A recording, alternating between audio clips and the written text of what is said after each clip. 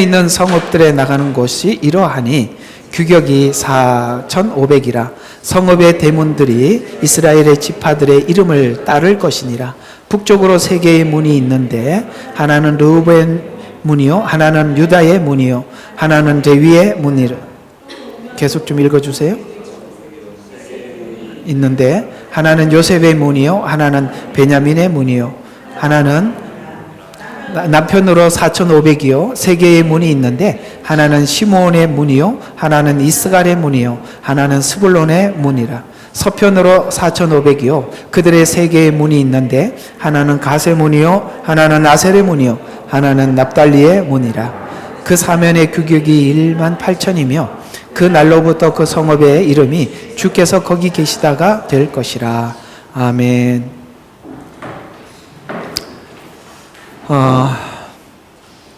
오늘은 여러분들과 함께 지금까지 쭉 해왔던 이 에스겔서를 마지막으로 정리를 하고 말씀을 드리려고 합니다.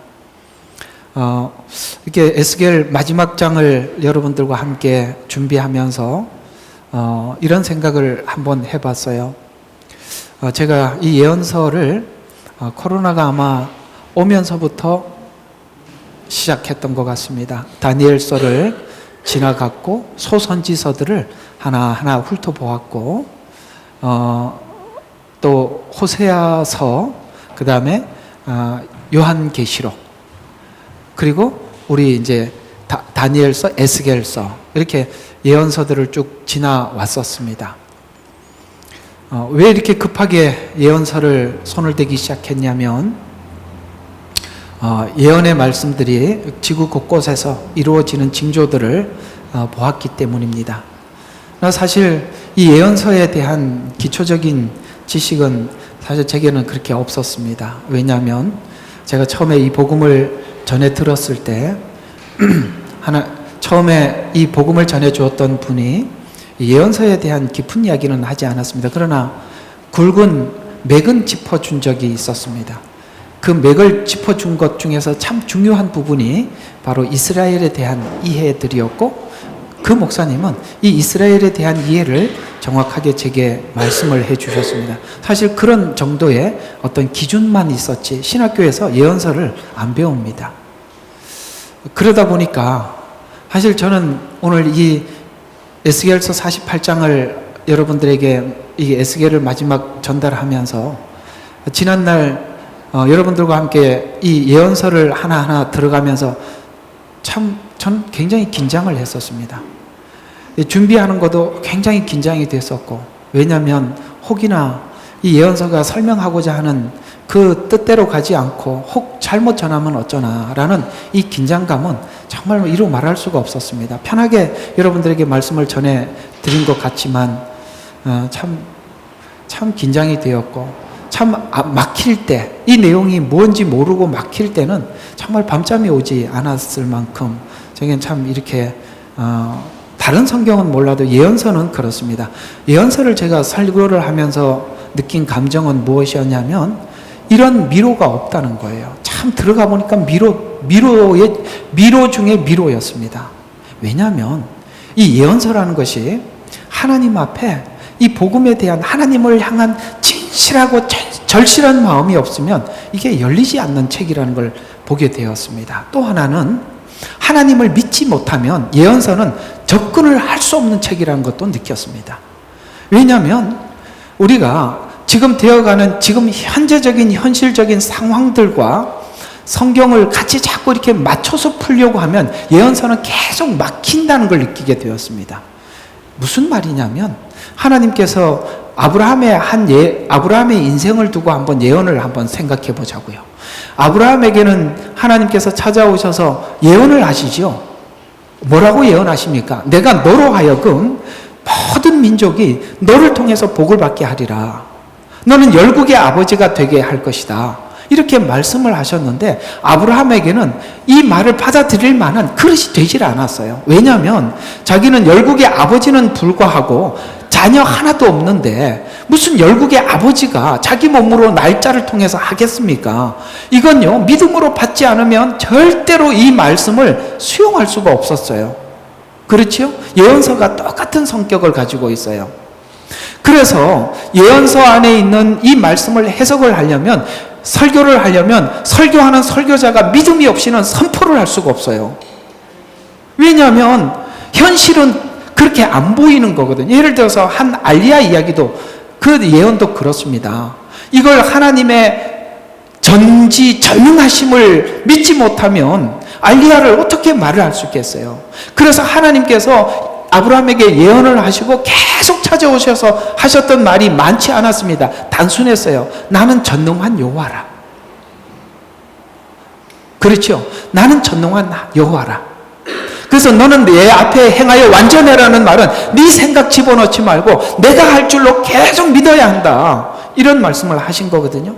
그러니까 우리가 현실과 성경을 자꾸 맞추다 보면 반드시 딱 막히는 문에 이게 막히게 되어 있어요. 미로를 잘못 가게 된단 말이에요. 미로를 여러저러 가다 보면 반드시 딱 막혀버리는 거예요. 그러다 보면 어떤 부분에 대해서 알리야에 대해서 부인한다든가 이스라엘에 대해서 부인한다든가, 아시겠어요? 예수님 재림에 대해서도 자기 생각을 섞어서 설명하게 되고 이렇게 된다는 거예요.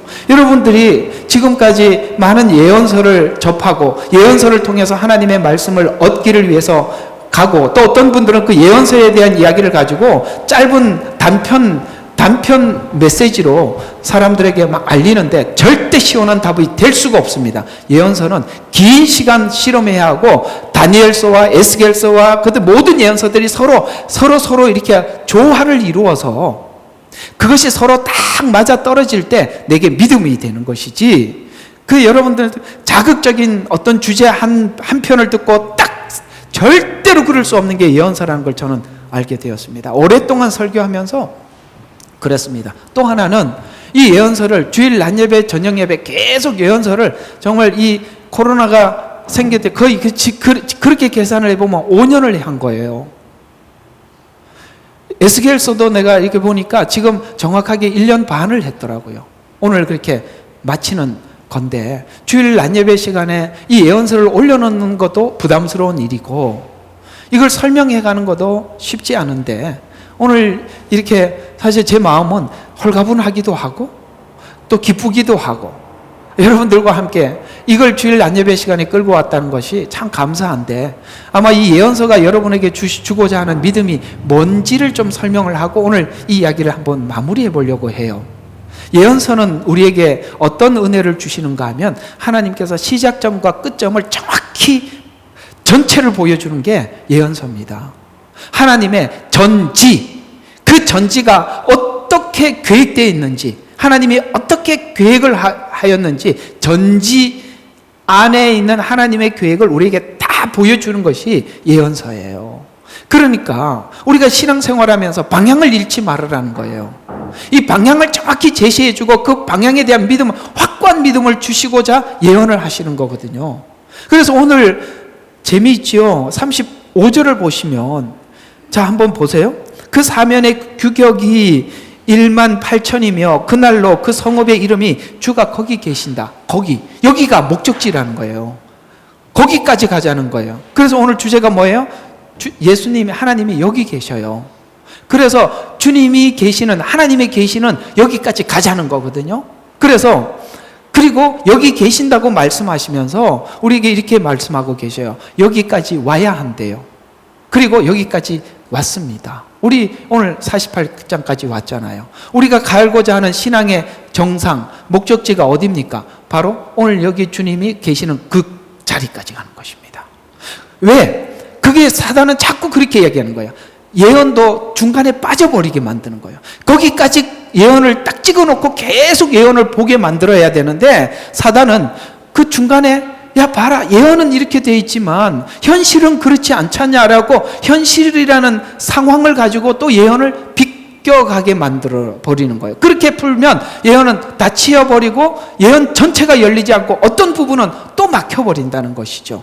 여러분, 예언서를 우리가 받고 예언서를 통해서 믿음을 얻기 위해서는 여러분이 하나님의 전능하심을 믿는 믿음을 가지셔야만이 예언서를 함께 갈 수가 있는 것이지, 다른 어떤 내용들은 우리가 일시적으로 감각적으로 감정적으로 은혜를 받을 수 있지만, 예언은 정말 모든 예언이 왜 한 사람에게 예언을 주지 않고 여러 사람에게 나누어 예언을 줬냐면, 우리가 더 분명하게 하려고 하는 거예요. 하나님께서 다행히 감사하게 우리가 이 에스겔서와 함께 요한계시록을 함께 해왔기 때문에 훨씬 더 여러분들에게 이해가 쉬웠던 거예요. 근데 사실 제가 하나님께서 이게 의도적으로 한 거는 아니었어요.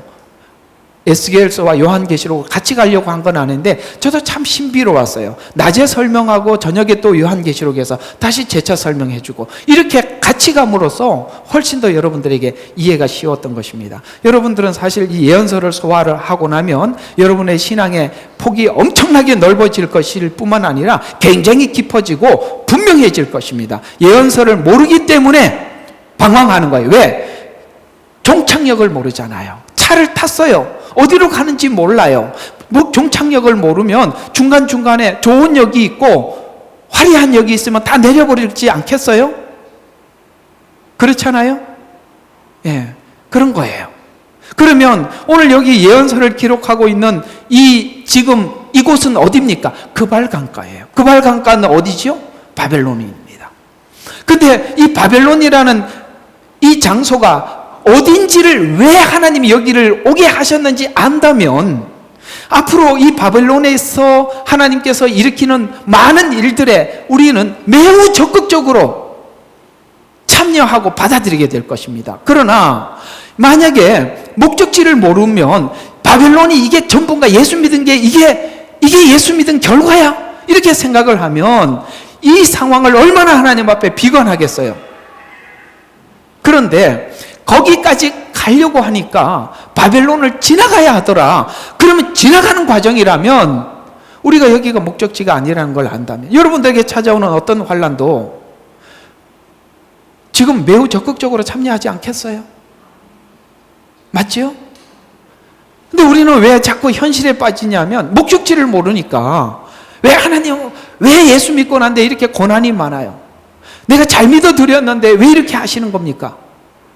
이런 이야기밖에 못할 겁니다. 그러나 거기 가려면 지금 여기를, 그러면 이 바벨론이라는 자리는, 바벨론에게는 이스라엘이 죄 지어 온 것 같지만 바벨론에게 무슨 일이 있었어요? 다니엘서에서 무슨 일이 있었어요? 바벨론 전체가 하나님을 보게 되잖아요.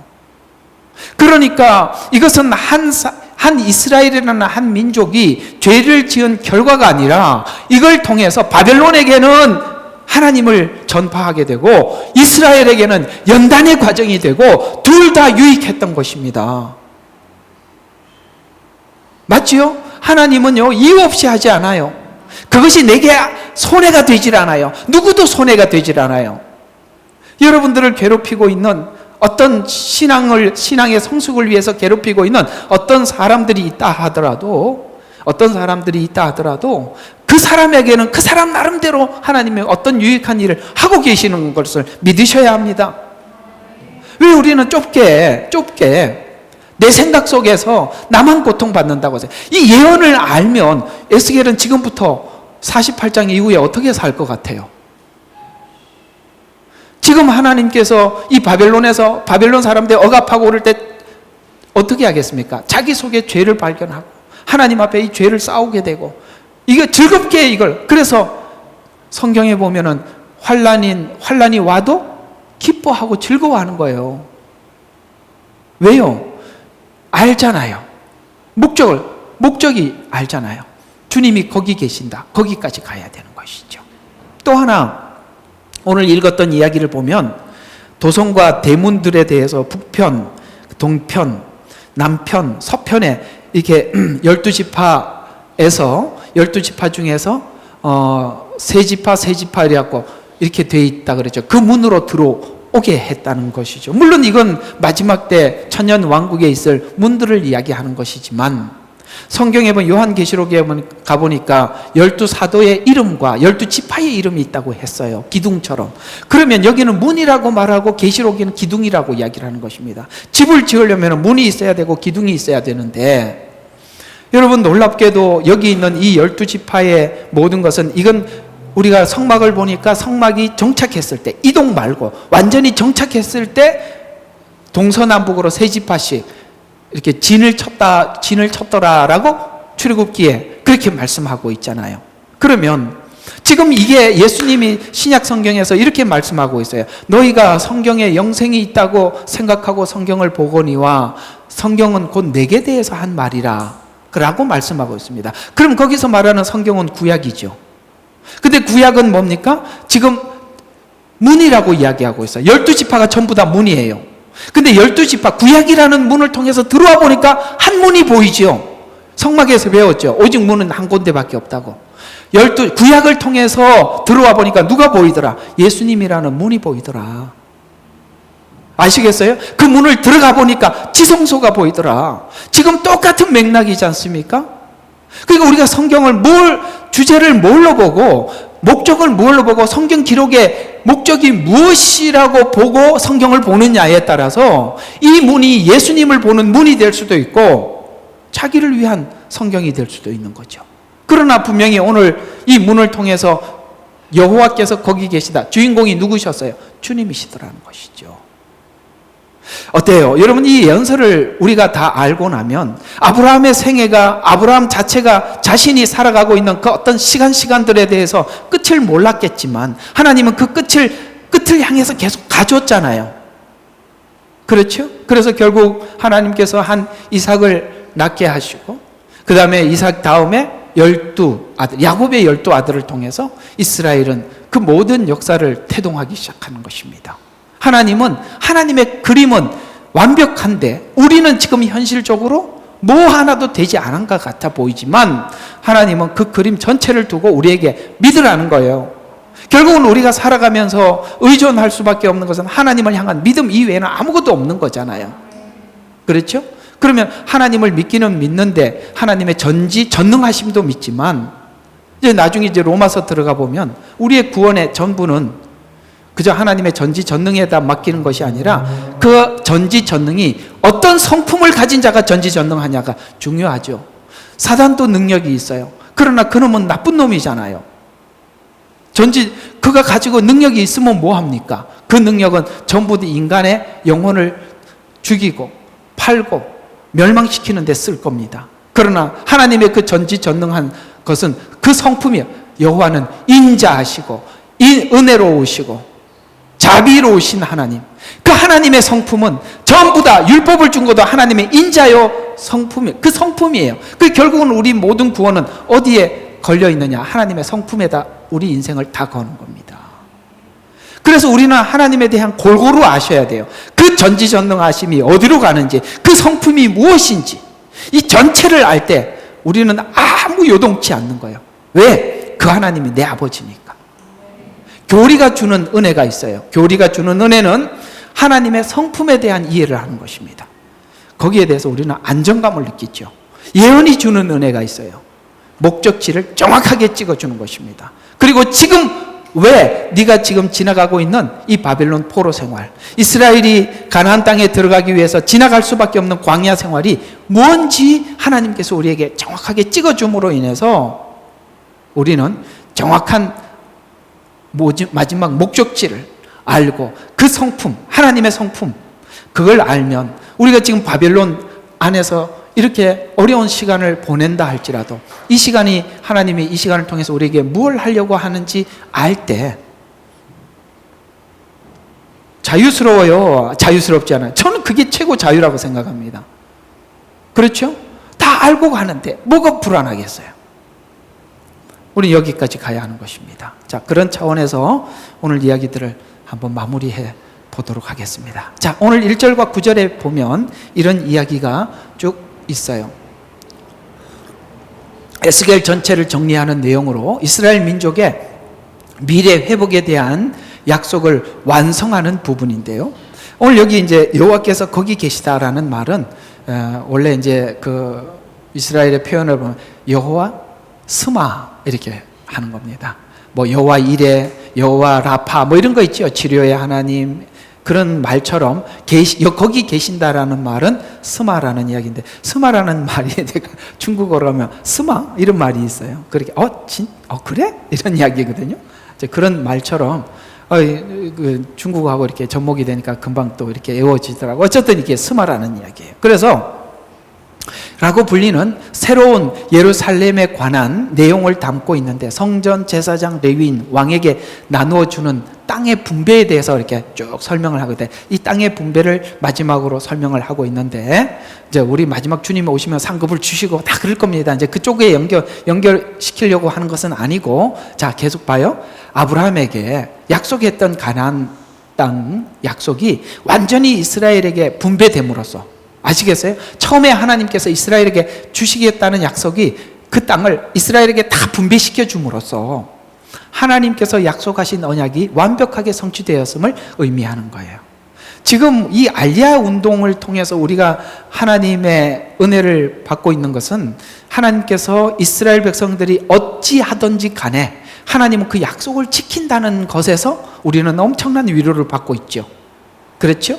그래서 하나님이 처음에 왜 그렇게 일방적으로 약속했는지도 이제 알겠죠. 왜? 만약에 쌍방이 약속했더라면 하나님의 약속은 다 깨졌을 거예요. 왜? 우리 쪽에서 다 파기했을 겁니다.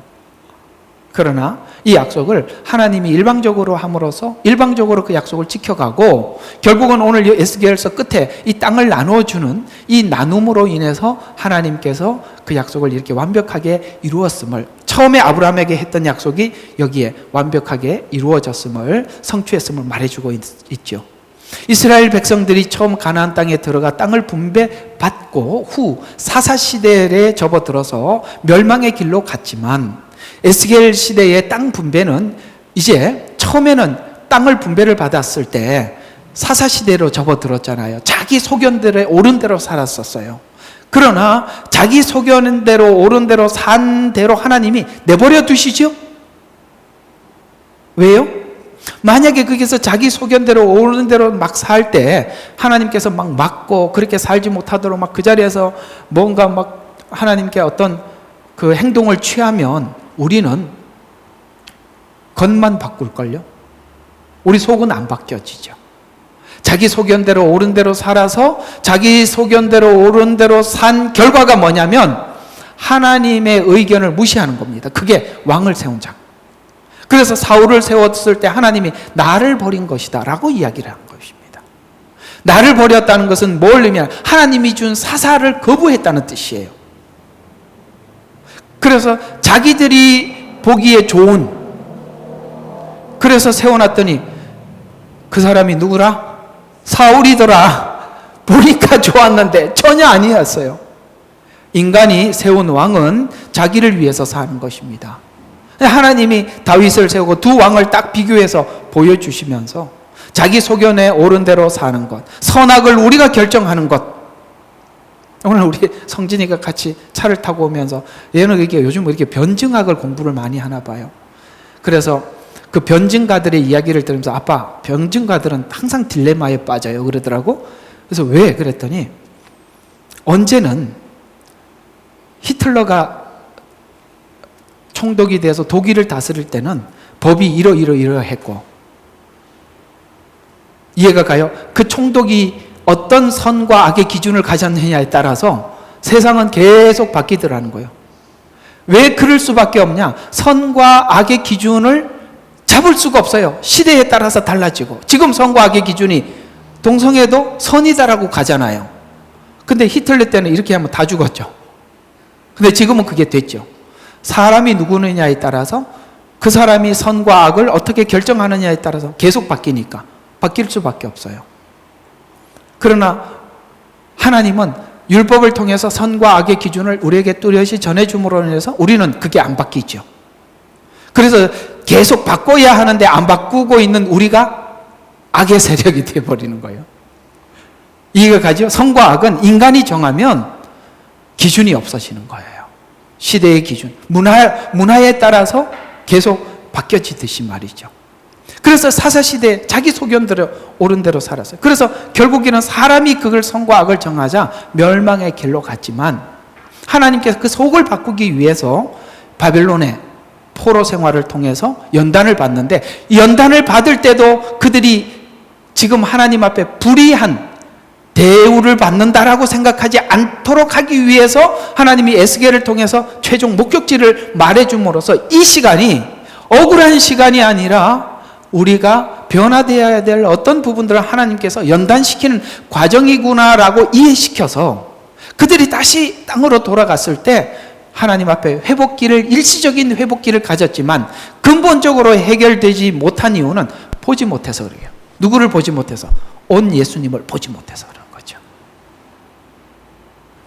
그래서 정화된 사람들이 새 땅을 분배받아 이전과 다른 새로운 시작을 하게 되는데, 실패한 에덴 그리고 천년 왕국의 비교는 선악과를 중앙에 둔 유혹이 있었던 장소가 에덴이라면 천년 왕국의 중심에는 우리를 사랑하신 예수님의 은혜를 봄으로써 완전한 회복간에 분배받는 땅이라는 차원에서 천년 왕국은 평화의 나라가 될 수밖에 없고 주님과 함께 거하는 그런 시간이 될 것이다라고 우리에게 예언하고 있는 것입니다. 새 예루살렘의 중심지에 지성소가 있고 주변에는 레위인들과 제사장들의 특별한 구역이 있어서 성소의 구조가 하나님의 임재가 그 중심이 되어야 함을 우리에게 말해주는 것인데, 이것이 미래에 이루어질 하나님의 성전이긴 합니다만, 오늘 우리에게 주시고자 하는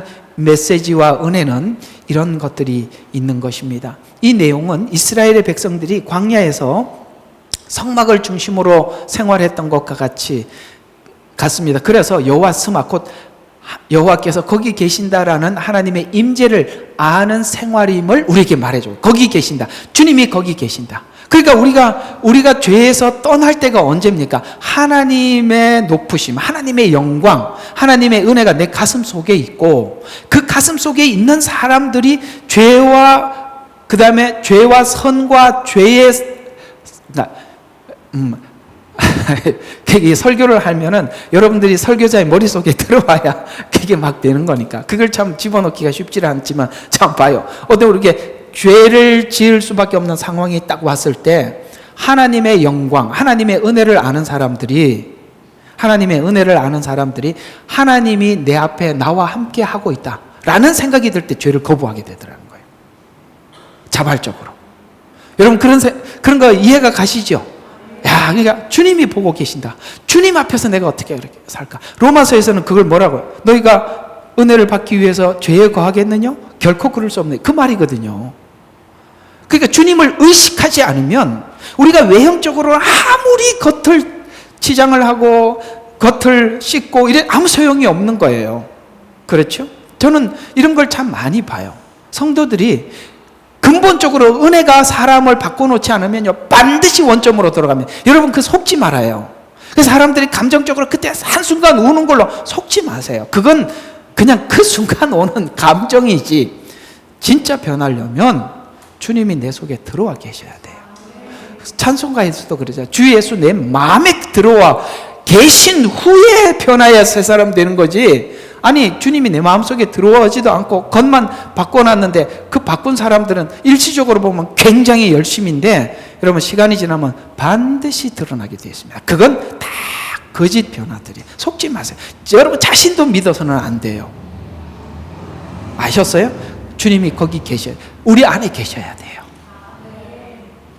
그래서 하나님이 우리가 이 모든 죄된 생활에서 떠나는 것이 바로 주님이 거기 계셔요. 어디 계셔요? 내 마음에 계시고, 그리고 주님은 저기 어디? 하나님 우편에 계시고, 나중에 주님은 오실 거예요. 그 루트, 그 방향 안에서 주님이 거기 계시는 거예요. 그래서 오늘도 10절과 20절은 레위인과 제사장의 몫을 따로 정해주면서 따로 정해주었어요. 이들은 다 제사를 집례하는 사람들이에요. 그들의 역할과 지위 그리고 책임을 강조하고 있는데, 이들은 제사를 집례하는 자로서 하나님의 임재를 중심으로 한 예배 공동체를 준비하는 자, 그만큼 이 제사장과 레위인들의 역할이 중요함을 말해주고 있는데요. 성전 중심, 말씀 중심, 제사장 중심, 이게 아무것도 아닌 이야기인 것 같지만 여러분들의 모든 삶은 예배 중심이에요. 그리고 제사장 중심.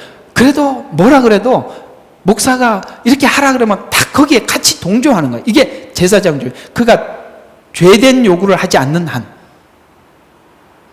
그래서 이것이 가장 중요한 요소라고 그 의미를 전해주고 있는데, 사사시대와 비교를 해보면 사사시대의 미가의 집에 있던 제사장 이야기 아시죠?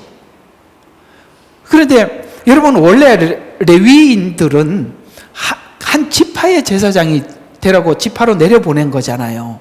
그런데 미가의 집에 한 집의 제사장이 되었어요. 근데 이 미가의 집에서 제사장에게 요구한 요구가 성경적인 제사가 아니라 뭡니까? 자기들의 기복을 위해서 기도해달라고 그런 걸 받아들여 주죠. 그러니까 이건 뭐냐면, 내가 얼마를 줄 테니까 우리가 요구하는 걸 들어달라는 거야. 이러면 교회가 변하는 거예요. 여러분들 나한테 아무것도 요구하면 안 돼. 말도 하지 마. 나는 모르는 게 좋아요. 사모님도 저한테 아무 얘기 안 해주니까 사실 저는 모르니까 편하게 이야기하는 거예요. 알면 불편해요. 누가 이걸 아는데 이거 얼마나 좀 민망해 할까. 괜히 인간이니까 신경 쓰인다니까요. 뭐 저는 막 그걸 막 넘어갈 수는 있는데 그래도 신경이 쓰여요. 그러니까 전 모르는 게 좋아. 그러니까 아무것도 알려주지 마. 그냥 내 마음대로 설교하게. 알았죠? 내 마음대로 설교하게. 그 자꾸 부담 주지 마세요. 그래서 이게 왜 변질되냐면은, 내가 너한테 이렇게 살해해 줄 테니까 네가 내 말 들으란 거야. 이렇게 되어버리면 끝장인 거예요. 그 교회는 없는 게 나아요. 여러분들은 제게 사례비를 주는 게 아니라 분깃을 주는 거예요. 여러분들은 하나님께 준 거고 하나님이 나한테 주시는 거지, 여러분들 제게 준 게 아닙니다. 그렇게 생각하는 순간 미가의 집으로 돌아가는 거예요. 그렇게 하면 안 돼요. 네. 그래서 미가의 집에 있었던 제사장 이야기를 통해서 사사시대의 혼돈이 제사장의 역할의 문제였음을 말해주고 있어요. 그래서 사사기로 들어간 거예요. 미가의 집, 사사기가 그래서 이렇게 교회가 무너지게 됐다라고 한 집을 소개해주고 있는 것입니다. 근데 이 죄는 너무나도 강력해서 이 미가의 집에서 끝난 게 아니라 10지파가 미가의 집이 하나님을 섬겼던 방식을 택해서 르호보암과 함께 북이스라엘이 가버리는 거예요. 이 한 집의 제사장이 뭡니까? 10지파에 영향을 끼치듯이 인간이 12지파 중에 10지파가 동조할 만큼 이건 강력했었어요. 그래서 이 에스겔 성소 주변의 제사장과 레위인이 정상적인 임무를 수행하는 것이 얼마나 신앙생활에 중요한 역할을 하는지를 설명해 주고 있는 거예요. 그래서 바로 이 부분을 우리가 들어볼 필요가 있는데, 하나님의 임재, 제사장 중심으로 살아갈 때 성령님이 임해야 하고, 교회는 제사장이 자기 역할을 하나님 앞에서 충실히 감당해야 돼요. 그래서 이렇게 살아갈 때 자신의 위치를 지키는 것, 그리고 성도들이 성전, 예배, 말씀 중심으로 살아갈 때 신앙을 지키고 살 수 있음을 말해주고 있는 것입니다. 뿐만 아니라 제사장과 레위인들의 몫을 배정해 주신 것은, 왜 그걸 배정을 정확하게 해줬냐면은, 하나님께서 그들을 돌보고 채우신다는 것을 하나님의 보상을 강조하고 있어요. 자, 여러분, 하나님께서 이스라엘 백성들 12지파가 흩어져서 살아갈 때 이 레위 지파는 11조를 받아서 그 분깃을 분명하게 그 레위 지파에게 전해줌으로써 그들이 땅이 없고 어떤 생활 보장이 없다 할지라도 하나님께서 그들에게 그렇게 보장을 하게 해줬잖아요. 여러분 있잖아요. 이 사사시대를 우리가 잘 연구를 해보면 현대 교회 타락의 이유를 거기서 다 찾을 수 있어요. 간단해요. 아까 말씀드린 것처럼 성도들이 요구하는 목사가 서면, 요구대로 따라가는 목사가 서면 그 교회는 끝나는 겁니다. 여러분 한번 생각해 봐요. 죄는 지적을 할 때 불편해야 돼요. 근데 목사가 죄를 지적을 하는데 사람들이 불편하지 않는 것은 죄를 인정해 주는 거예요. 여러분과 저는 조금은 불편한 관계가 되셔야 돼요. 맞죠? 그런 이야기를 계속 해서 힘들어야 돼요. 힘들어야 돼요. 네, 어쩔 수 없잖아요. 근데 원하는 걸 해달라고 하고, 그래서 목사는 사례비를 따라가고, 그 얘기예요. 목사는 사례비를 따라가고, 그 다음에 사람들은 내가 사례비를 주니까 내가 시키는 대로 해라. 그게 우상숭배예요. 간단하죠? 그것만 딱 끊어지면 교회는 건강해져요. 그래서 하나님의 레위인들에게 보장을 해주는 거예요. 걱정하지 마라. 내가 채워줄게. 그리고 여러분들이 하나님이 채워주면 여러분들은 여러분의 의무를 다 하셔야 되는 거예요. 그럴 때 교회는 다른 시선을 돌리지 않는 거예요. 어쨌든 여러분들은 이 하나님의 이 예배를 집례하고 교회를 이끌어가는 주의 종의 생활에 대해서 성도들은 관심을 가지시면 하나님이 정말 기뻐하십니다. 가지셔야 돼요. 어떻게 살든지 말든지, 이거 목사님 사명이니까 다 알아서 하세요. 저희들은 그냥 받기만 하겠어요. 그러니까 사사시대로 가는 거야. 그러니까. 이게 둘이 같은 마음을 가지셔야 되는 거예요. 하나님 앞에. 그래서 하나님이 이 보상을 강조하고 있는 거예요. 신앙적으로 어두운 시대는 공통적으로 제사장, 목회자의 역할이 제대로 이행되지 않았을 때 신앙의 암흑기를 맞이하게 되고 보내죠. 먼저 그들은 이들의 몫을 정해서 역할을 든든히 하겠다는 뜻에서 중요한 교훈을 주는데, 특별히 레위인들이 받은 땅에 관해서는 이런 단서를 붙였어요. 48장에 14절에 보니까 레위인들의 땅은 팔지 못하고 교환하지 못하고 남에게 주지도 못할 것이라, 거룩한 것이다. 하나님 딱 구별을 지켜놓은 거예요. 이거는 누구도 아무도 손을 대지 마라, 이렇게 말씀하고 있는 거예요. 아시겠습니까? 이걸 가지고 손을 대지 마라는 말의 뜻은 하나님이 보장한다는 뜻도 있고, 여러분 교회에서도 그것을 안정감 있게 책임을 져야 한다라는 의미도 여기 담겨 있는 것입니다. 그래서 남에게 주지만 거룩한 것이니라, 이렇게 함으로써 레위인들에게 분할한 땅을 지속적으로 유지하기 위해서 보장의 조치를 하나님이 딱 못을 박아서, 구별된 레위인은 더 이상의 하나님이 준 것 이외에 세상에 욕심을 갖지 말고 하나님이 주신 기업으로 만족하고 오직 백성들의 예배를 돕는 역할에 충실하라, 이런 뜻이 되는 거예요. 그렇습니다. 이 목사가 이 자리를 지키지 않으면 교회 자체가 흔들리는 거예요. 사실 저희 이 시드니 살면서 이게 마음이 좀 아픈 게 뭐냐면, 사실 여기 시드니에 있는 목사님들이 90% 이상이 다 직업을 가지고 일을 하세요. 저도 오랫동안 직업을 가지고 일을 했지만 정말 보통 이게 쉬운 일이 아니더라고요. 초창기에 와서는 10시간씩 일을 하고, 가는데 1시간, 오는데 1시간, 일하는데 10시간, 12시간을 하루를 보내는데 예배를 준비하는데 너무너무 힘든 거예요. 토요일까지 일을 하니까. 와가지고 그 짬을 내갖고 조금씩 시간을 내갖고 설교 준비하고 또 설교하고 또 일을 하고, 그러다가 이제 조금씩 제가 줄여서, 지금은 그래도 너무 이렇게 저녁마다 계속 설교를 해야 되니까 이제는 일을 그만두었습니다만, 이게요 정말 힘들어요. 그러니까 전념을 할 때와 이걸 제가 일부를 할 때 하는, 이게 사람인지라 이게 따라주지를 않아요. 그래도 뭐 그때 그냥 매일 저녁 와서 성경 공부하고 그냥 해봤습니다. 근데 저는 이게 중국에서 학교를 해본 경험이 있으니까 그나마 그래도 하는데, 이게 그냥 하시는 분들은 이게 보통 어려운 게 아닐 겁니다. 그게 그런 거예요. 이게 왜 시드니 교회가 건강하지 못하냐? 서로 간에 이런 책임을 서로 간에 져줄 수 있는 기본적인 마인드가 있어야 되는데 그런 마음이 없으니까 서로 힘든 거예요. 이런 걸 알고 가시라, 이 말이에요. 왜 하나님께서 이렇게 설명을 하는지. 이게 지금 제사장들이 탄탄하게 이 자리를 지켜주니까, 오늘 이게 에스겔은 누구예요? 제사장 아닙니까? 그래서 에스겔에게 이런 안심을 주는 거예요. 돌아가서 회복할 건데 네가 이 자리를, 지금 여기서도 제사장의 역할을 여기서 잘해줄 때 성도들이 이 난관을 극복하고 정복할 수 있다, 이렇게 위로해 주시는 것입니다.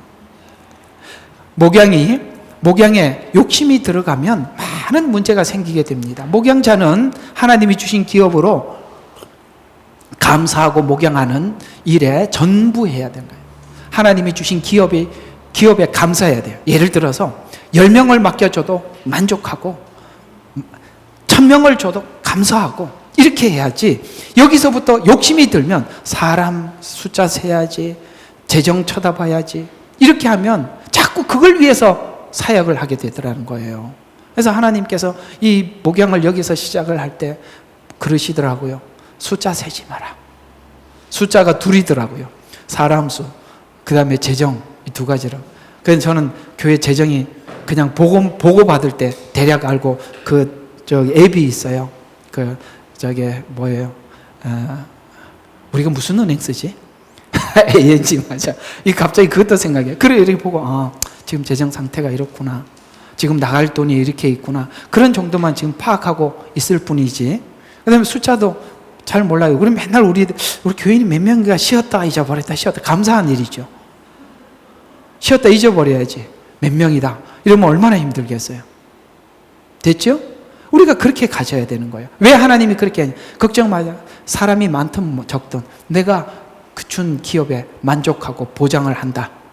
이게 믿음이 없으면 그거에 따라서 자꾸 우리 상황이 흔들리게 되지 않습니까? 사사시대는 그런 것으로 인해서 사람들이 흩어지고 레위인들에게 충분히 그 백성들이 보답하지 못하니까 레위인들이 그 예배를 드리는 이 일에 전념해 줄 수가 없었어요. 그러니 당연히 무너질 수밖에 없었던 것이죠. 여러분, 교회 무너지는 것은 목사만의 책임이 아닙니다. 성도들도 그걸 생각해 주지 않으니까 그 교회가 그렇게 될 수밖에 없다는 거, 오늘 이 성경을 통해서 우리에게 밝혀주고 있는 것입니다. 그래서 그걸 보장을 한다고 말씀하시면서 성경에 우리에게 이렇게 말씀하고 있습니다. 너희가 더러운 이익을 위해서 하지 말고 준비된 마음으로 본이 되는 목양을 해라. 베드로전서 5장 2절과 4절에는 너희 가운데 있는 양무리를 치고 돌보되 마지 못해서 하지 말고, 이런 일도 있다는 거예요. 마지 못해서, 죽지 못해서 불렀으니까 책임에 의해서 이렇게 할 수 있다는 거예요. 그래서 마지 못해서 하지 말고 자원함으로 해라. 그 다음에 더러운 이익을 위해서 하지 말고 준비된 마음으로 해라. 하나님께서 맡겨주신 자들을 위해서 지배하래요. 그런 것도 있다는 거예요. 지배하려 하지 말고 오직 양무리의 본이 돼. 지배는 뭡니까? 자기 손에 넣고 하는 거고, 본은 뭡니까? 자기가 사람들에게 보여주는 것입니다. 달라요. 여러분, 리더십, 카리스마 좋아하지 마세요. 무슨 놈의 카리스마예요? 진정한 카리스마는 본이 되는 것이에요. 사람들이 내가 말하니까 꼼짝 못하더라. 그건 이단이나 하는 짓이에요. 아시겠습니까? 그게 좋은 게 아니에요. 어디 가서 억눌려갖고 짓눌려갖고 눈치 봐가면서, 그렇게 여러분들이 바뀐 거 다 가짜예요. 조금 있으면 다 드러나. 다른 교회 가면은 폭발할 거예요, 그게. 맞지요? 반드시 드러나는 겁니다. 다 거짓입니다. 포장이죠. 포장지만 계속 바꾼다고 내가 바뀌어진 겁니까? 아니요. 속이 바뀌어야죠. 그러려면 목양에 본이 되는 목양을 해야 되는 거예요. 내가 이렇게 이 교회 다녀보니까 참 본받을 게 많더라. 이런 마음이 들어야지. 그래서 그리하면 목자장이 나타나실 때 종말론 쪽으로 가는 거예요. 우리가 마지막 종말을 생각하지 않으면 못하는 거예요. 그래서 주님이 약속하잖아요. 목자장이 나타나실 때 너희가 시들지 않는 멸관을 받으리라. 아멘. 이거 받아야지요. 또 이런 이야기를 합니다. 최소한 기본은 돼야 된다. 이런 이야기죠. 디모데전서 3장 1절과 3절에 보면 감독의 직무를 원하며, 감독은 오늘날 목회자 같은 사람들입니다. 그가 선한 일을 사모한다는 말, 그 말은 참되도다. 하나님이 복음을 받았으니 이게 복음에 대한 빚진 자 같은 마음을 갖는 거 참 참되다. 그러므로 감독은 비난받을 일이 없어야 하고 한 아내의 남편이 되어야 하고 절제하고 신중하고 예의 바르고 대접하기에 힘쓰고 가르치기를 잘하고 술을 즐기지 아니하고 구타하지 않고 더러운 이익을 탐하지 아니하고 탐스럽지 아니하고, 그다음에 디도서 1장 7절과 8절에도 흠이 없어야 하느니 고집이 세지 않아요. 하나님보다 고집이 더 세. 그 다음에 노하기를 쉬워. 화를 잘 내. 그 다음에 이것도 있네. 이렇게 술도 열받으니까 술 마시나? 어쨌든 술을 많이 하는 자, 폭력을 행하는, 이런 리더도 있대요. 그 다음에 부정한 이익을 탐하는 자, 손님을 대접하는 자, 그 다음에 선을 행하는 자, 스스로 절제하는 자, 의로운 자, 절제하는 자. 이게 뭔지 아세요? 고린도전서 13장에 사랑장에 나오는 목록들이에요. 전부 다. 주님을 사랑하는 사람만이 극복할 수 있는 일들이에요. 이거는 자기 천성이 극복할 수 있는 게 아니라 이 말이에요. 천성은 여기에 어떤 부분은 자기 천성에 해당하지만 어떤 부분은 반드시 해결 못한다 이 말이에요. 누구는 참 착해 보이는데 화를 잘 내. 이해가 가요? 그 천성이 자기를 지키는 거지 주님이 들어오셔야 그 두 개 다 해결을 하는 겁니다. 그래서 이 목록들이 주님의 사랑을 품어야 넘어가는 목록들이라 라고 말씀하고 있는 것입니다. 그래서 이 공통점은 아까 여기 디모데전서, 디도서 여기에 있는 이 공통점은 탐욕과 관련된 권면이 계속 나오는 것이죠. 이게 탐욕과 관련된 것들이에요. 가룟 유다에게서 우리가 볼 수 있듯이 그가 결국에는 넘어서지 못했잖아요. 그래서 가룟 유다에서 볼 수 있듯이 탐욕은 예수님도 팔아요. 그러면 성도들은 팔지 않겠어요? 그래서 성도들을 보면은 하나의 양떼, 하나님이 주신 그 양떼로 보는 게 아니라 털이 포동포동한가 안 포동한가 거기에 따라서 대우가 달라져. 나는 정말 목회하다가 내가 기가 막히는 이야기를 듣고 한참 멍했네요. 이게 어떤 일이 한 번 있었냐면 어떤 분이 이제 선교지에 있을 때 청소년들인가 애들이 학생들이 저희 왔어요. 거기 이제 그 목사님이 이제 더는 이야기 안 하겠습니다. 하여튼 그 목사님이 와서 쟤 있지, 쟤 잘해줘야 돼, 쟤 신경 써 그래. 왜요? 그랬더니 저 부잣집 아들이야. 난 그 말이 엄청나게 충격적이었어요. 부잣집 아들이래. 그러니까 정말 신경 써달래. 정말 화가 나더라고요. 이게 뭔가 싶다. 참 서글펐어요. 사실 되게 서글펐어요. 같은 목양자로서 사람들이 있는 사람들에게 이렇게 대하고 없으면 함부로 대하고 이게 과연 우리 기본이 된 건가? 난 참 되게 충격적이었고 되게 슬펐고 그걸 소화시키는데 굉장히 힘들었어요. 그러면 안 되죠. 주님은 잃어버린 양을 찾아가신 분이세요.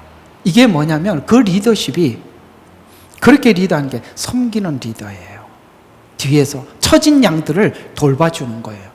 여러분들이 정말 주님의 마음을 가지면 아직 교회에 적응하지 못하고 아직도 헤매는 변두리에서 왔다 갔다 하는 그 영들이 눈에 들어와야 돼요.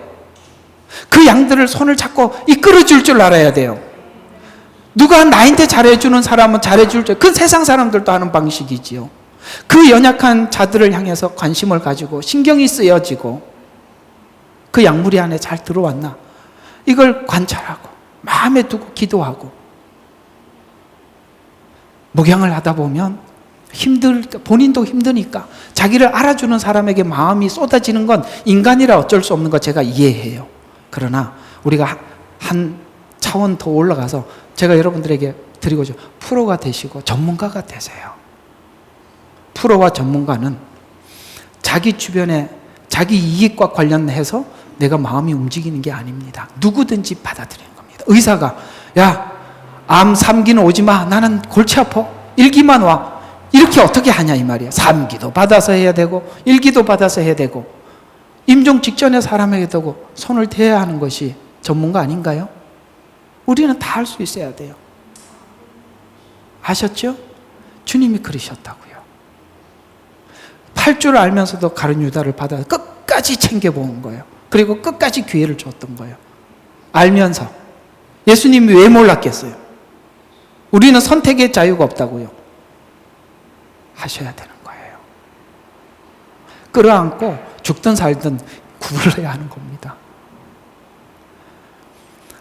아이고 그렇게 하랍니다. 하래요. 합시다. 자, 그래서 통치자들이 받을 몫을 기록하고 있어요. 통치자들은 예루살렘의 주변에 있는 땅이라고 구체적으로 언급하는데, 예루살렘이 가까이 위치함으로써 그 책임이 얼마나 큰지 상징적으로 말해주고 있는 것입니다. 통치자들에게 주실 예언을 이렇게 하나님께서는 예언하고 계시는데, 요한계시록 20장 4절과 6절에 보니까, 또 내가 보니 여러 보좌가 있는데 그들이 앉았더라. 그들에게는 심판의 권세를 주시더라. 통치자들에게 하나님이 재판권을 주시더라는 거예요. 재판권을. 여러분들은 판사입니다. 그래서 심판하는 권세를 주어졌더라. 또 내가 보니 예수를 증언함과 예수를 증언하는 사람들, 그 다음에 하나님 말씀 때문에 그 말씀을 지키려고 하다 목배임을 당한 자들의 영혼과, 또 짐승과 그의 우상에게 경배하지 아니하고 그들의 이마에 손에 그의 표를 받지 아니한 자들이 살아서 그리스도와 더불어 1000년 동안 왕노릇하니 그 나머지 죽은 자들은 그 1000년이 자기까지 살지 못하더라. 이는 첫째 부활이라. 이 첫째 부활에 참여하는 자들은 복이 있고 거룩하도다. 둘째 사망이 그들을 다스릴 권세가 없고 도리어 그들이 하나님과 그리스도의 제사장이 되어 1000년 동안 그리스도와 함께 왕노릇, 통치자다. 아까 통치 뭐라고 그랬죠? 재판, 심판하는 권세, 통치권을 주시더라. 이같이 통치자들의 역할이 얼마나 중요한지 말해주고 있습니다.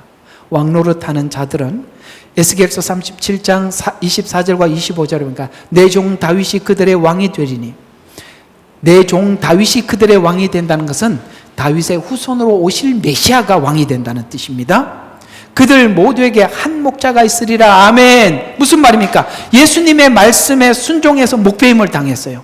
그러니까 그들에게 통치를 맡겨주면 누구의 의중이 전달될까요? 한 통치자, 그분의 의중이 그대로 전달된다는 거예요. 그래서 여러분 이거예요. 어느 날 하나님이 그 통치권을 준다고 해서 그렇게 통치하는 것이 아니라, 지금 여러분들이 그 통치권 아래서 그분의 통치를 받을 때 그분의 마음을 알게 되고, 그때 여러분들이 하나님의 통치를 집행하게 된다는 거예요. 그래서 한 목자가 있다. 여러 통치자가 있지만은 똑같다 이 말이에요. 예수님이 오셔서 보여준 게 뭐였죠? 그분이 하나님의 영광, 하나님의 성품을 우리에게 보여준 것처럼, 또 오늘 또 주님은 우리에게 나도 너를 보내노니라고 해서 너희는 세상의 빛이라 소금이라, 똑같은, 예수님은 하나님의 모형을, 하나님이 어떠한 분인지 보여줬고, 예수님은 우리를 보내서 예수님이 어떤 분인지 세상에 빛이 되고 소금이 되어 보여줘서 결국에는 모두가 한 통치자, 한 목자 아래서 하나가 되더라는 거예요. 여러분, 우리가 그리스도를 알고 그리스도를 닮는 마음이 똑같다면 우리의 의견에 충돌될 게 하나도 없어요. 그렇죠? 자기 생각, 자기 마음, 자기 기분을 가지고 하니까 계속 의견이 들쑥날쑥 하는 거지. 우리가 주님의 마음을 가질 때 다 동일하게 순종하고 아멘하는 것처럼 말이죠.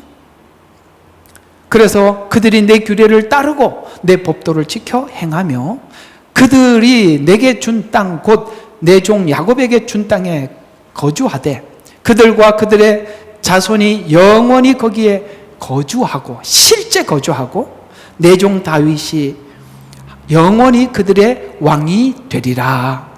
예수님이 우리의 왕이 된다. 다니엘서 7장 27절에 보니까 그 나라와 권세와 온 천하의 나라들의 위세가 지극히 높으신 이의 거룩한 백성에게 주어지리니 그의 나라는 영원하리라. 모든 권세 있는 자들이 다 그를 복종하며 그들을 섬길 것이다.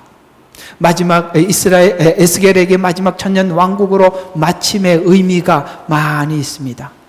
동일하게 요한계시록도 이렇게 성경을 마치고 있다. 모든 서신서들이 똑같은 마지막 지점, 우리가 도달해야 될 그 지점을 말해주더라. 모든 예언서가 그렇듯이 예언의 마지막은 하나님 나라입니다. 그래서 주님이 이 땅에 오셔서 이렇게 외쳤죠. 회개하라, 하나님 나라가 가까웠다.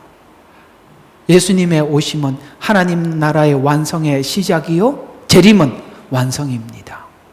시작이고 완성이죠. 요한계시록 21장 3절에 보니까 그 완성의 끝이 바로 거기 계신다라는 말이 여기에 나와 있어요. 똑같아요. 21장 3절에 보니까 하나님의 성막이 그들과 함께 있어 그분께서 그들과 함께 거하시리니 그들은 그분의 백성이 되고 하나님께서 친히 그들과 함께 계셔서 그들의 하나님이 되시리라. 너의 눈물을 씻어줄 것이다. 30절과 35절에 오늘 읽었던 이 내용은 정렬된 하나님 나라가 내 문에 세 지파 배열한 모습을 보여주면서 성막에서 성막의 중심으로 배열된 것을 회상하게 되는 것입니다. 그래서 하나님 중심으로 하나님이 거기 계시다를 중심으로 보인 배열입니다. 임재를 중심으로 모인 교회, 거기 계시는 성령님이 역사하는 교회, 예배가 살아있는 교회, 주님과 함께 가는 교회, 이걸로 성경은 막을 내리는 것입니다. 우리는 창세기부터 의심이 있었어요. 하나님, 왜 선악과를 만드셨어요? 왜 인간이 추방당할 거 알면서 두셨습니까? 왜 우리에게 이렇게 비참한 그 일이 닥칠 줄 알면서 그거는 왜 두셨어요? 그냥 없이 시작하시지. 이런 질문을 가지고 시작을 했는데 하나님 성경은 충실하게 대답을 해주시더라는 거예요. 어떻게 대답을 해주셨어요? 우리가 자유의지 안에서 먹을 수 있고 자유의지 안에서 변화되고 자유의지 안에서 주님 앞에 다시 돌아오는 것이다. 이게 성경 전체 이야기예요. 자유의지 속에서 먹을 수도 있고 안 먹을 수도 있고, 그래서 그 자유의지 속에서 우리가 변화되고 자유의지 속에서 변화가 되려면 우리 속에 죄성이 있는 것을 봐야 되니까. 아시겠어요? 보암직하고 먹음직하고 탐스러운 것을 우리가 인생 내내 내 속에 탐심이 있다는 것을 경험하게 하고 그 탐심을 십자가의 보혈로 씻는다는 정도가 아니라 태워서 우리 자유의지가 십자가의 은혜의 감격으로 돌아와 스스로 자유의지 안에서 죄를 거부하는, 그리고 주님과 함께하는 그 은혜, 사랑하는 이의 사랑을 느끼며 살아야 함께 살 거 아니에요. 자동차, 아파트 보고 결혼하면 만약에 자동차도 없어지고 아파트 없어지면 어떻게 할 거예요? 계속 살아야 되나 고민이 되지 않겠어요? 사랑하면서 함께하면 어떤 역경도 이겨내겠죠. 주님은 그런 관계 속에서 함께하자는 것이죠. 그래서 이렇게 성경은 막을 내리는 것입니다. 결론입니다. 에스겔서는 하나님의 심판과 회복한 자와 함께하는 임재로 끝을 냈습니다.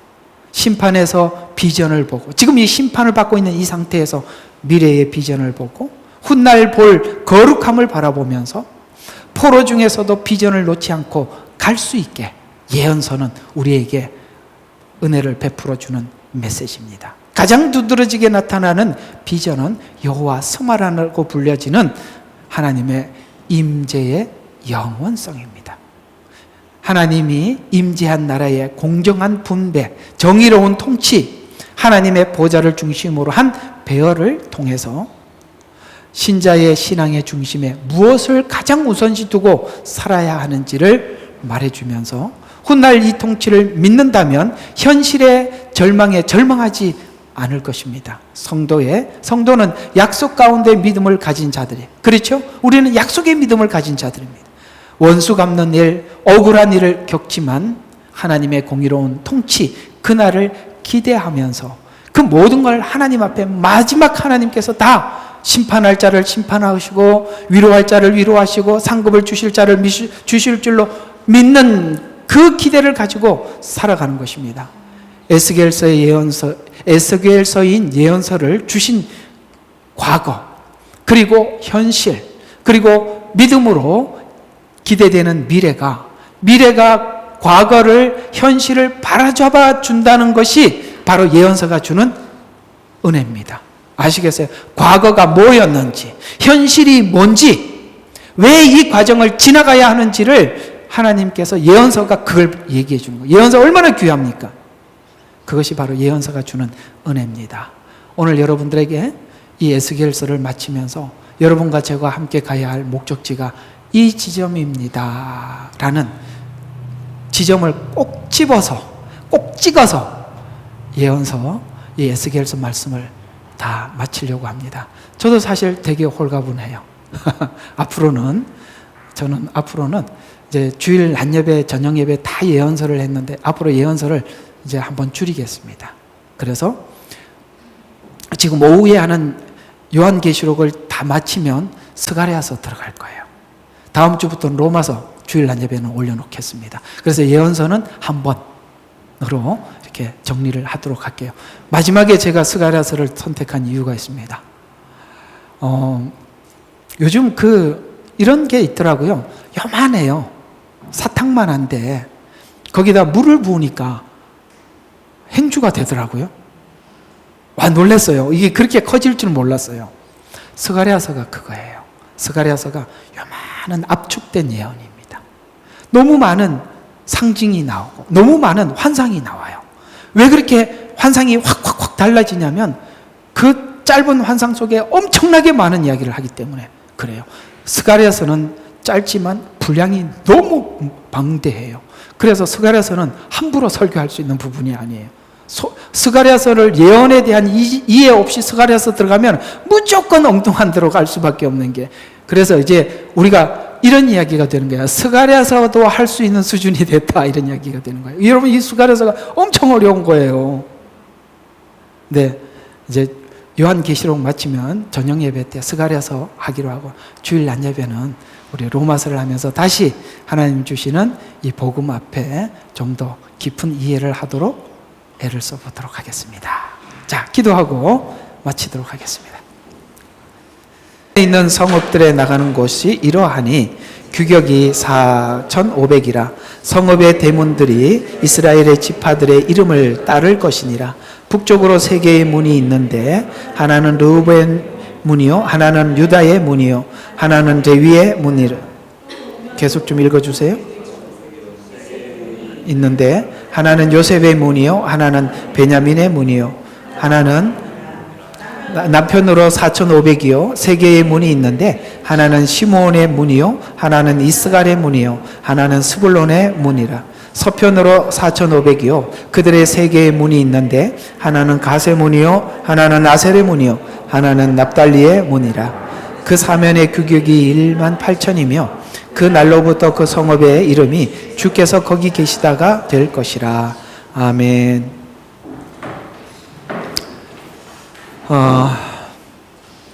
오늘은 여러분들과 함께 지금까지 쭉 해왔던 이 에스겔서를 마지막으로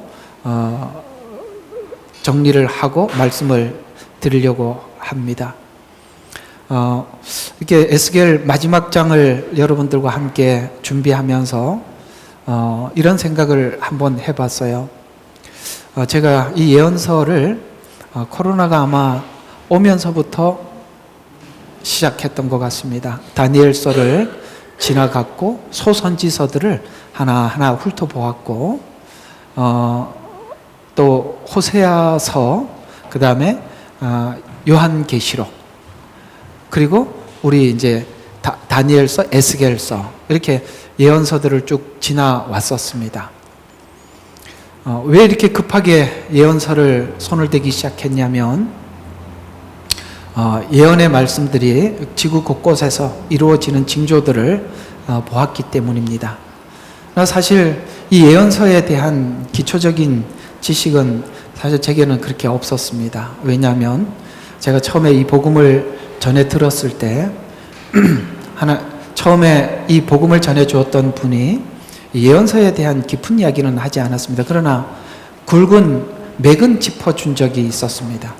그 맥을 짚어준 것 중에서 참 중요한 부분이 바로 이스라엘에 대한 이해들이었고, 그 목사님은 이 이스라엘에 대한 이해를 정확하게 제게 말씀을 해 주셨습니다. 사실 그런 정도의 어떤 기준만 있었지 신학교에서 예언서를 안 배웁니다.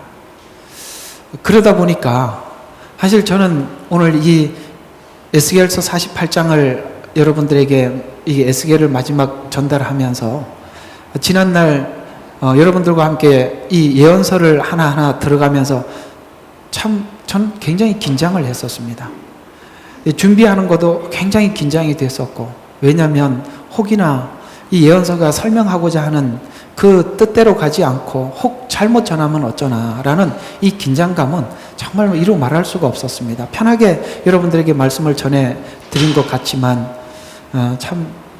참 긴장이 되었고, 참 막힐 때, 이 내용이 뭔지 모르고 막힐 때는 정말 밤잠이 오지 않았을 만큼 저는 참 이렇게 다른 성경은 몰라도 예언서는 그렇습니다.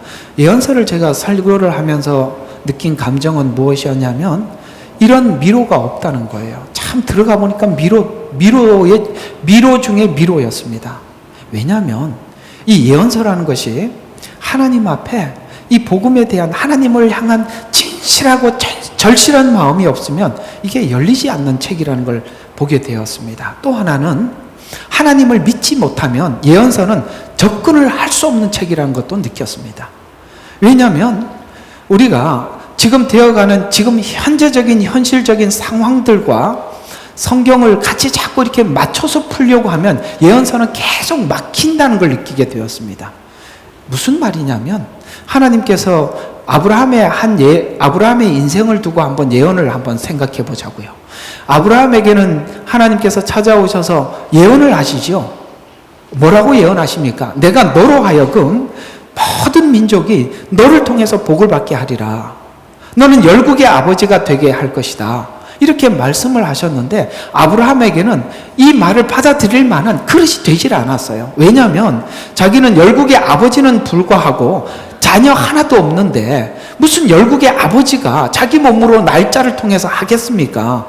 이건요, 믿음으로 받지 않으면 절대로 이 말씀을 수용할 수가 없었어요. 그렇죠? 예언서가 똑같은 성격을 가지고 있어요.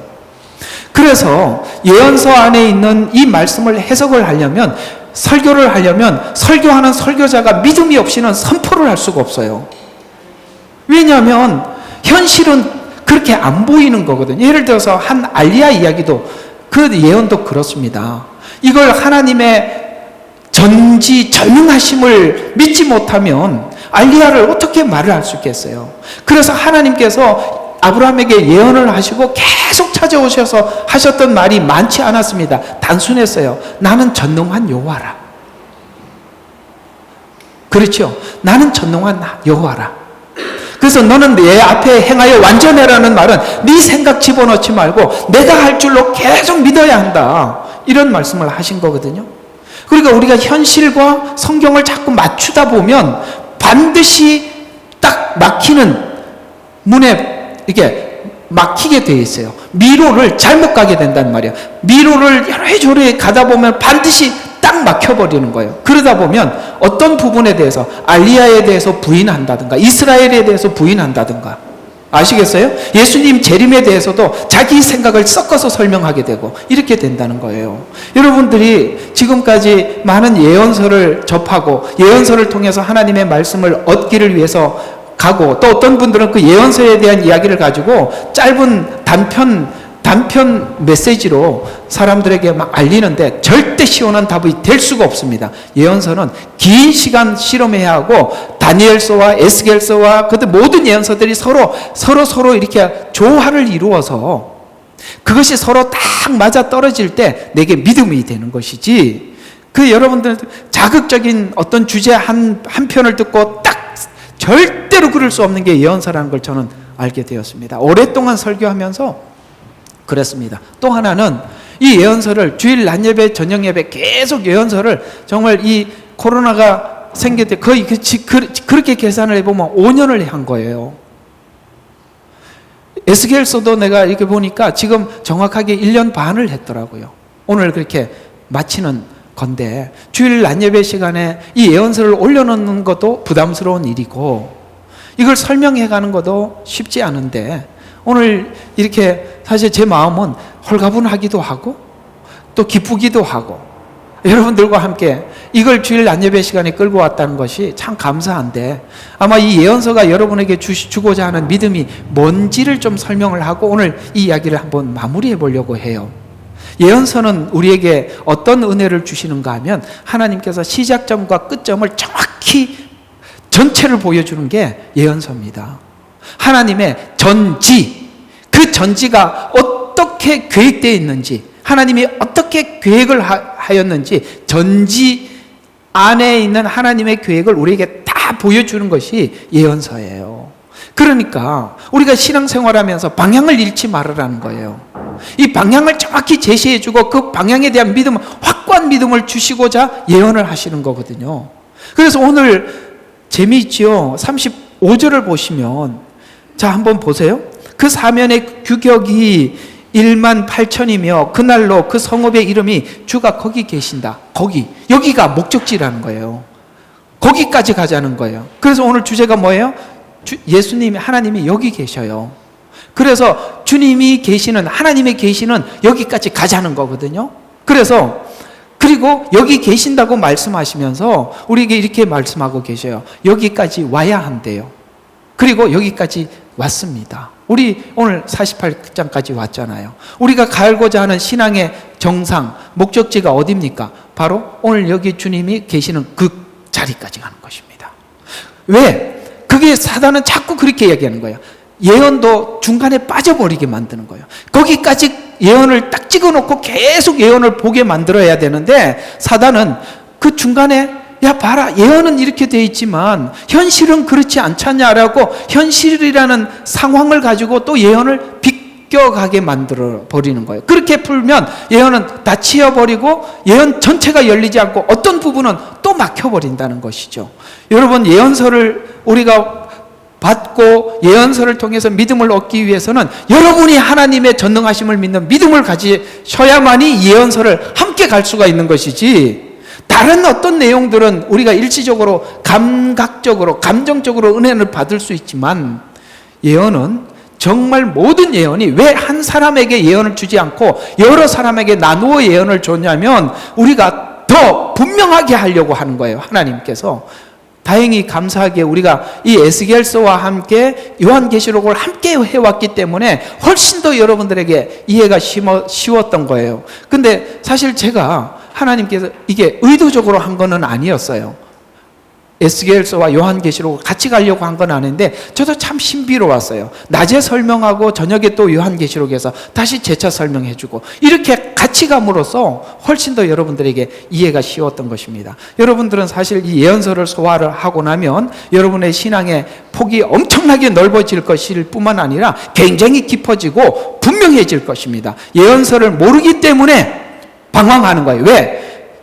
종착역을 모르잖아요. 차를 탔어요. 어디로 가는지 몰라요. 종착역을 모르면 중간중간에 좋은 역이 있고 화려한 역이 있으면 다 내려버리지 않겠어요? 그렇잖아요? 예, 그런 거예요. 그러면 오늘 여기 예언서를 기록하고 있는 지금 이곳은 어디입니까? 그발강가예요. 그발강가는 어디죠? 바벨론입니다.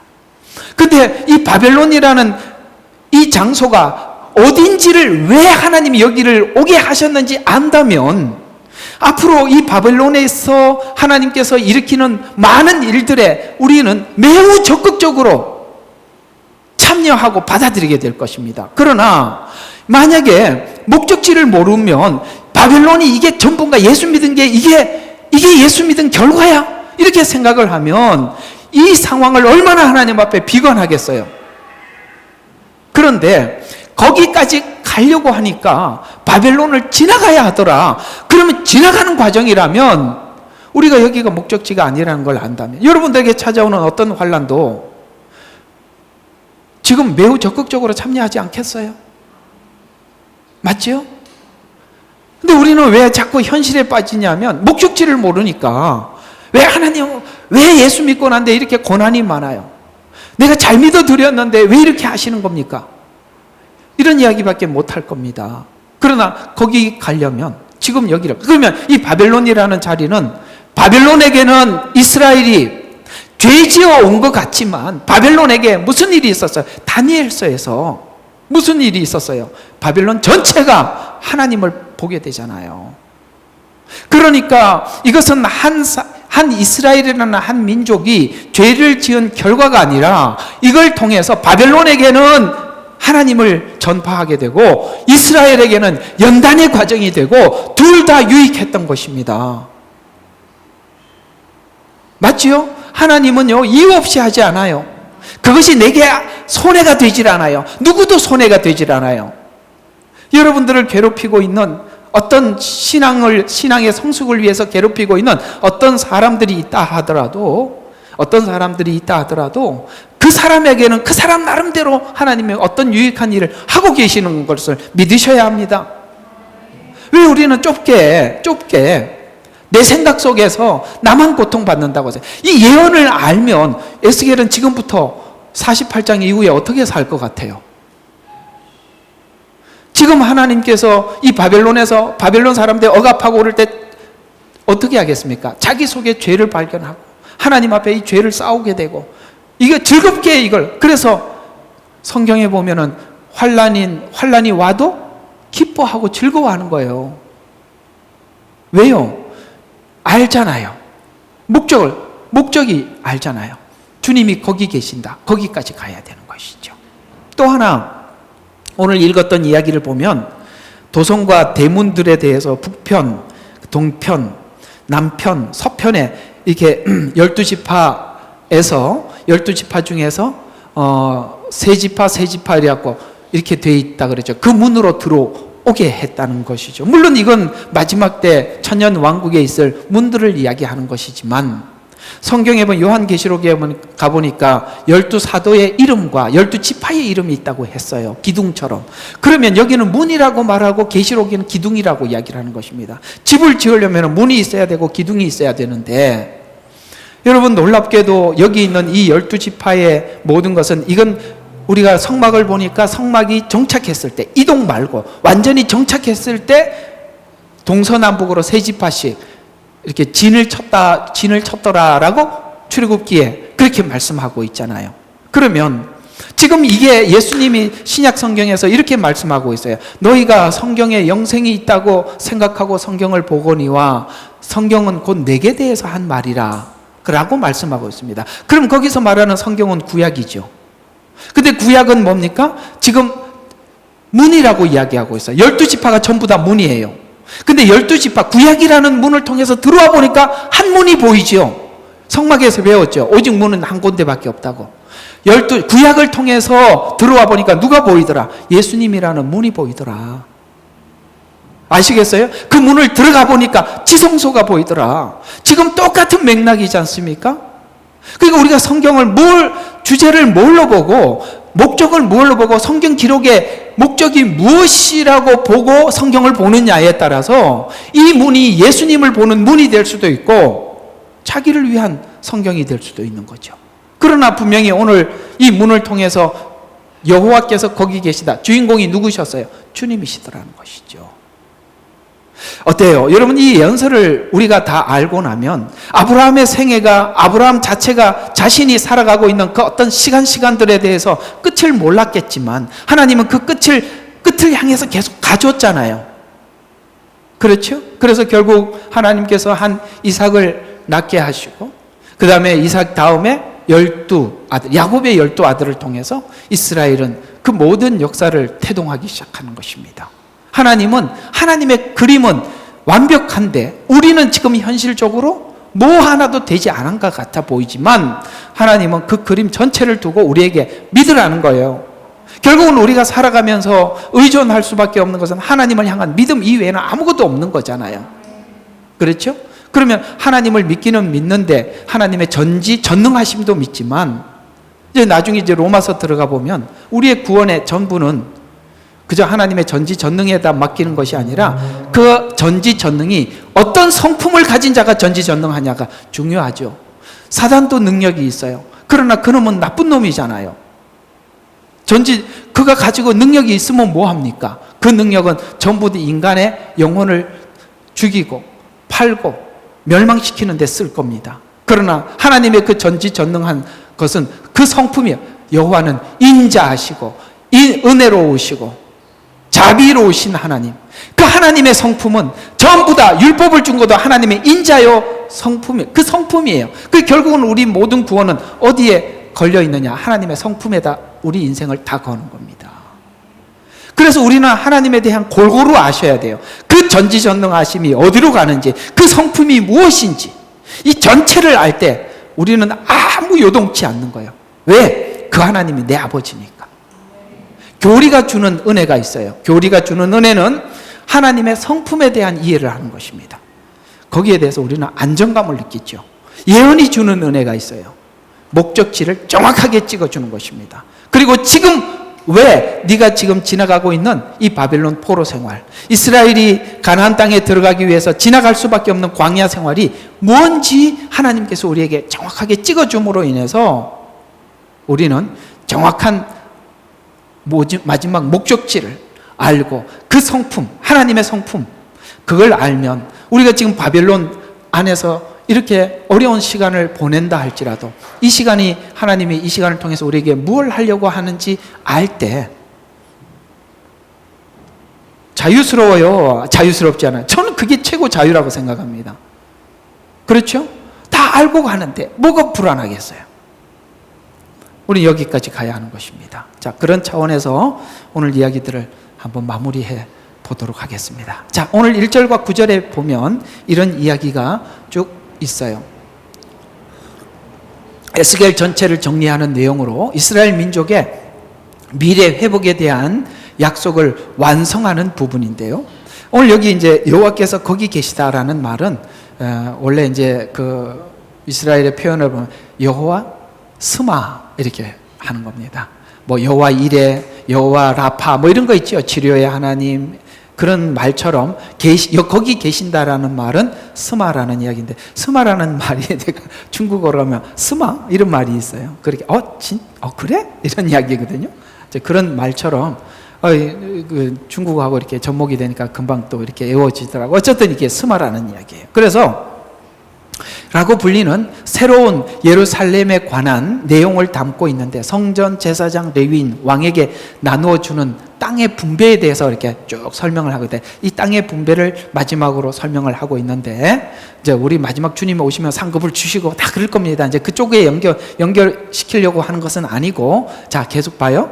아브라함에게 약속했던 가나안 땅 약속이 완전히 이스라엘에게 분배됨으로써, 아시겠어요? 처음에 하나님께서 이스라엘에게 주시겠다는 약속이 그 땅을 이스라엘에게 다 분배시켜 줌으로써 하나님께서 약속하신 언약이 완벽하게 성취되었음을 의미하는 거예요.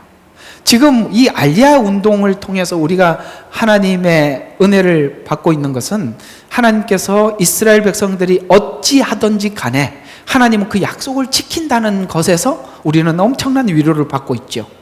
그렇죠? 그래서 하나님이 처음에 왜 그렇게 일방적으로 약속했는지도 이제 알겠죠. 왜? 만약에 쌍방이 약속했더라면 하나님의 약속은 다 깨졌을 거예요. 왜? 우리 쪽에서 다 파기했을 겁니다.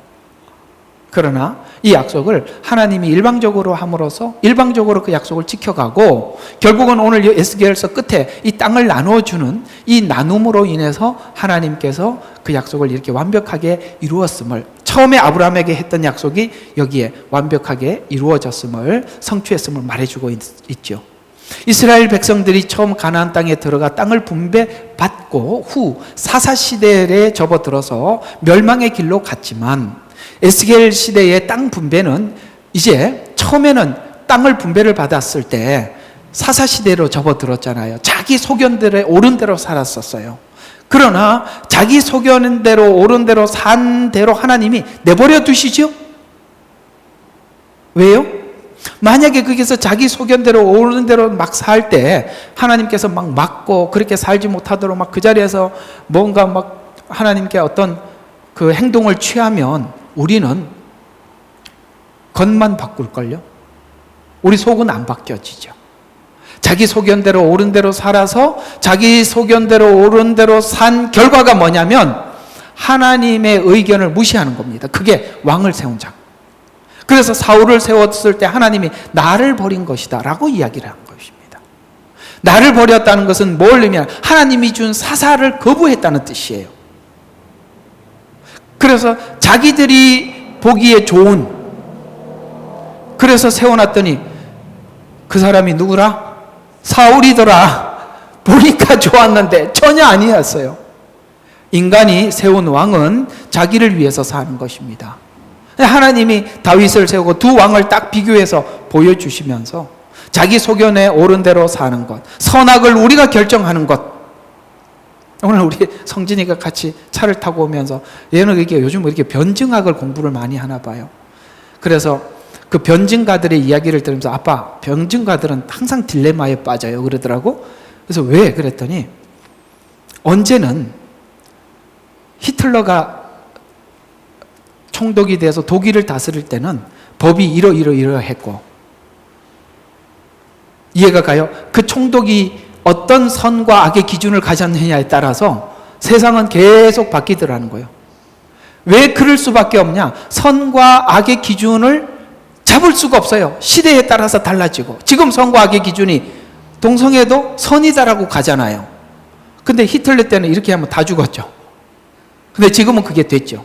사람이 누구느냐에 따라서 그 사람이 선과 악을 어떻게 결정하느냐에 따라서 계속 바뀌니까 바뀔 수밖에 없어요. 그러나 하나님은 율법을 통해서 선과 악의 기준을 우리에게 뚜렷이 전해줌으로 인해서 우리는 그게 안 바뀌죠. 그래서 계속 바꿔야 하는데 안 바꾸고 있는 우리가 악의 세력이 되어버리는 거예요. 이해가 가죠? 선과 악은 인간이 정하면 기준이 없어지는 거예요. 시대의 기준, 문화에 따라서 계속 바뀌어지듯이 말이죠.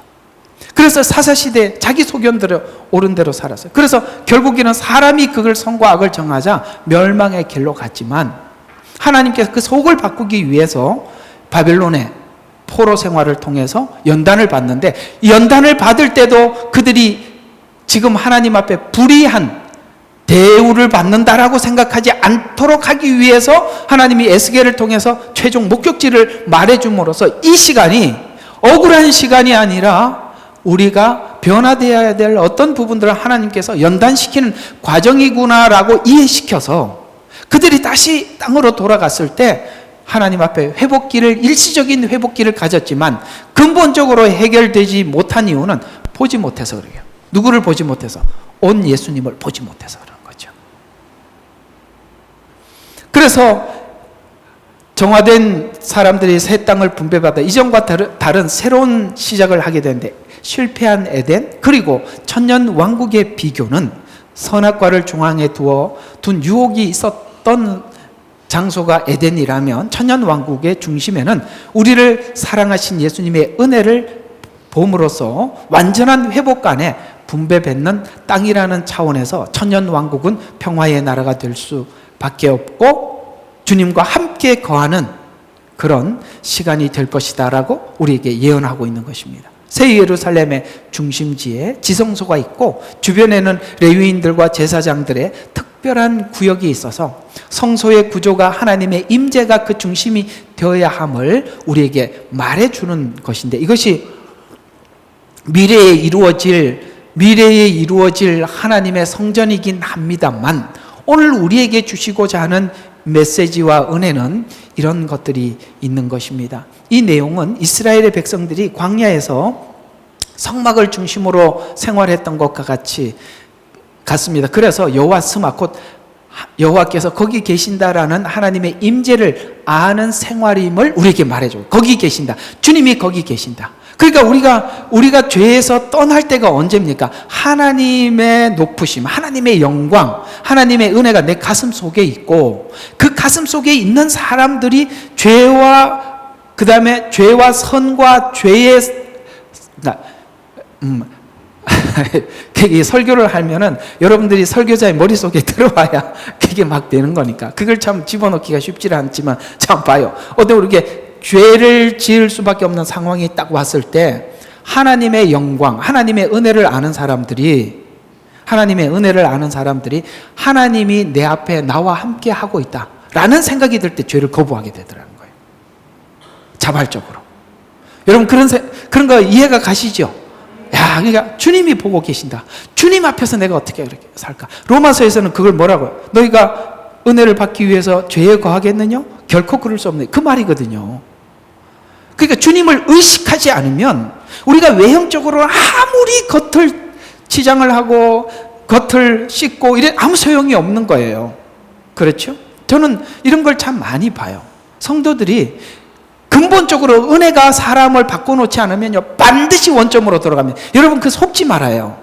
그래서 사람들이 감정적으로 그때 한순간 우는 걸로 속지 마세요. 그건 그냥 그 순간 오는 감정이지, 진짜 변하려면 주님이 내 속에 들어와 계셔야 돼요.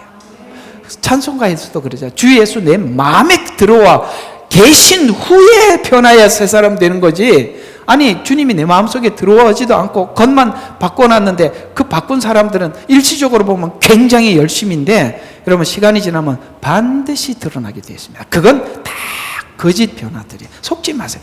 여러분 자신도 믿어서는 안 돼요. 아셨어요? 주님이 거기 계셔요. 우리 안에 계셔야 돼요. 그래서 하나님이 우리가 이 모든 죄된 생활에서 떠나는 것이 바로 주님이 거기 계셔요. 어디 계셔요? 내 마음에 계시고, 그리고 주님은 저기 어디? 하나님 우편에 계시고, 나중에 주님은 오실 거예요. 그 루트, 그 방향 안에서 주님이 거기 계시는 거예요.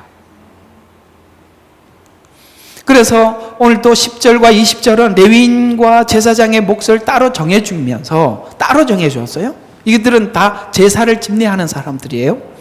그들의 역할과 지위 그리고 책임을 강조하고 있는데, 이들은 제사를 집례하는 자로서 하나님의 임재를 중심으로 한 예배 공동체를 준비하는, 자, 그만큼 이 제사장과 레위인들의 역할이 중요함을 말해주고 있는데요. 성전 중심, 말씀 중심, 제사장 중심, 이게 아무것도 아닌 이야기인 것 같지만 여러분들의 모든 삶은 예배 중심이에요. 그리고 제사장 중, 그래도 뭐라 그래도 목사가 이렇게 하라 그러면 다 거기에 같이 동조하는 거예요. 이게 제사장 중, 그가 죄된 요구를 하지 않는 한. 그래서 이것이 가장 중요한 요소라고 그 의미를 전해주고 있는데, 사사시대와 비교를